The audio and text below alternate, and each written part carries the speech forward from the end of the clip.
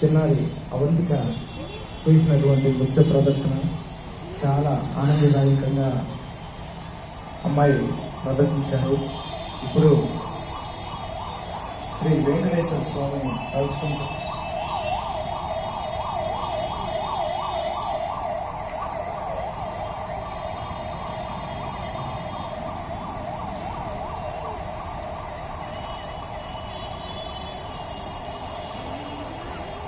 ఈ భాద్రపద మాసంలో ప్రతిరోజు కూడా ఒక ఆరాధనే.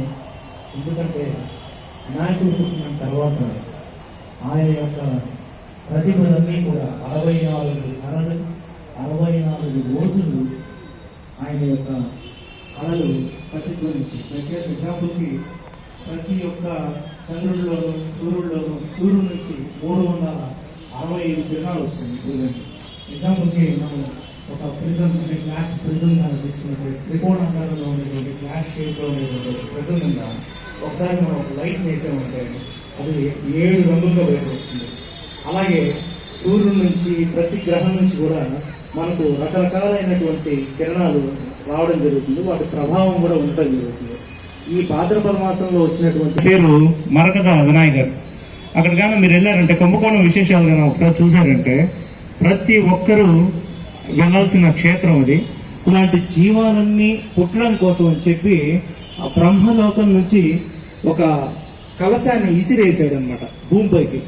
ఆ కలశం పడినటువంటి కోణము, ఆ కలశాన్ని మనం ఏమంటాం, కుంభం అంటాం. ఆ కలశం ఏ కోణంలో పడిందో ఆ కోణాన్ని కుంభకోణం అంటాం మనం. అయితే మొట్టమొదట జీవం అక్కడి నుంచి పుట్టింది కాబట్టి ఆ కుంభకోణం నుంచి వచ్చిన ప్రథమైనటువంటి దేవతలు ఎంతమంది అయితే ఉన్నారో వాళ్ళందరూ అక్కడ ఉన్నారు. వాళ్ళు స్టార్టింగ్ రావడమే మన భూమి పైన ఉద్భవించారు కాబట్టి ఫస్ట్ పుట్టింది మన మరకత వినాయకర్. మీరు ఇప్పుడు కూడా వెళ్ళండి కుంభకోణంలో మరకత వినాయకర్ టెంపుల్కి వెళ్తే విశేషం ఏంటంటే ఆయన ఒక రోజులో 24 రంగులు మారుతారు. ఆయన ఆ వినాయకుడు ఒక్క రోజులో, మీరంతా రోజంతా అక్కడ ఉంటే ఒక రోజులో 24 రంగులు మారుతూ ఉంటాడు. అందుకే ఆయనకి మరకతం అంటే మనకు నవరత్నాల్లో మరకతం అనేది ఒక పచ్చ అంటారు, గరుడ పచ్చ అంటారు. అది మరకతం అంటే.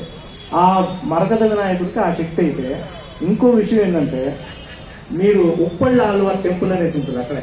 ఉప్పళ్ళ ఆళ్వార్ టెంపుల్కి వెళ్తే ఏంటంటే అక్కడ లక్ష్మీనారాయణుడు ఉంటాడు. ఆ లక్ష్మీనారాయణుడు మీరు అక్కడ ప్రసాదంగా తీసుకుంటే అక్కడ మాత్రమే ఆ పొంగలి ఉప్పుగా ఉంటుంది, అక్కడ నుంచి మీరు బయటకు వచ్చారంటే